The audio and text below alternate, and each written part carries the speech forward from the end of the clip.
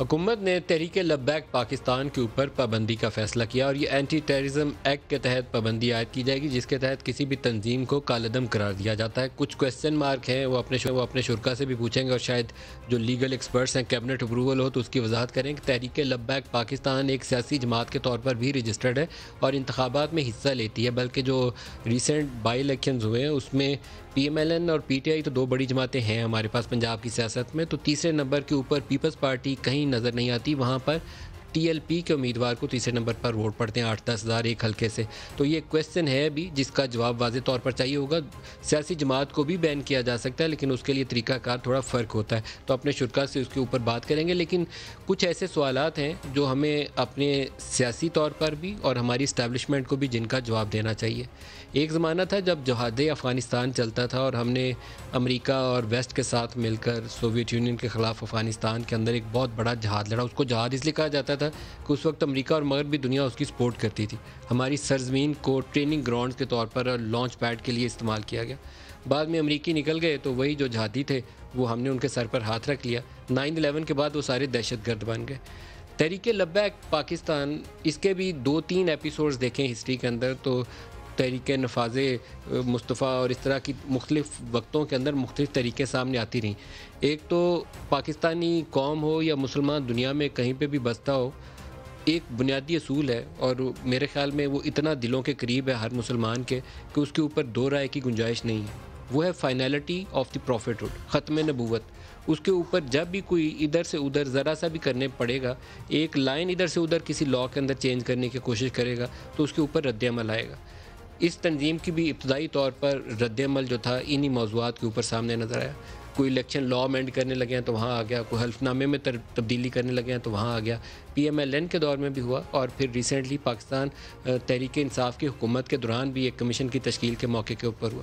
وہ لوگ آئے اور بیٹھ گئے اور پھر گستاخی والا ایشو جو بین الاقوامی دنیا میں ویسٹرن ورلڈ پہ ہوا اس پہ بھی ہوا۔ اب یہ مسئلہ دلوں کو دکھاتا ہر ایک شخص کے، میرے دل کو بھی دکھاتا ہے اور باقی پاکستان پوری دنیا کے مسلمان کو دکھاتا ہے، اور اس کے اوپر اپنا پروٹیسٹ بھی رجسٹر کرانا چاہیے۔ لیکن پروٹیسٹ رجسٹر کرانا، میں اپنا احتجاج رجسٹر کرانا چاہتا ہوں یو ایس ایمبیسی کے سامنے افغانستان کے اندر جو لوگ مارے گئے ہیں، تو اس کا کیا حل یہ ہوگا کہ میں جاؤں اپنی پارلیمنٹ کے اوپر دھاوا بول دوں، یا یہ ہماری جو میٹرو چلتی ہے اس کو جا کے توڑ دوں، جو سڑک کے اوپر لوگ جل رہے ہیں پولیس والے کھڑے ہیں ان کے اوپر گولیاں برساؤں؟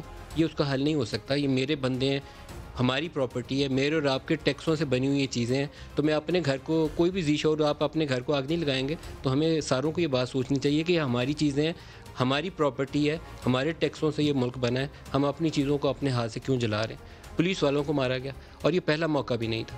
اسٹیبلشمنٹ اور پولیٹیکل لیڈرشپ کی کمزور ایک رویہ ماضی سارے میں نظر آتا ہے۔ 2017 میں جب یہ دھرنا چل رہا تھا اور اس وقت بھی ایشو یہی تھا، ختم نبوت کے ایشو کے اوپر ایک وہ الیکشن لاز میں ترامیم ہوئی تھی اور حلف نامے میں تبدیلی کی گئی تھی، اور اس وقت اس کو گولڈن اپرچونٹی کے طور کے اوپر اسٹیبلشمنٹ بھی دیکھ رہی تھی اور پاکستان تحریک انصاف بھی دیکھ رہی تھی، اور جو بھی پی ایم ایل این کے رائیول تھے اس کو ساروں کے لیے یہ بہت اچھا موقع تھا کہ ان کی ناک سے لکیریں نکلائیں، اب تو بچیں گے نہیں۔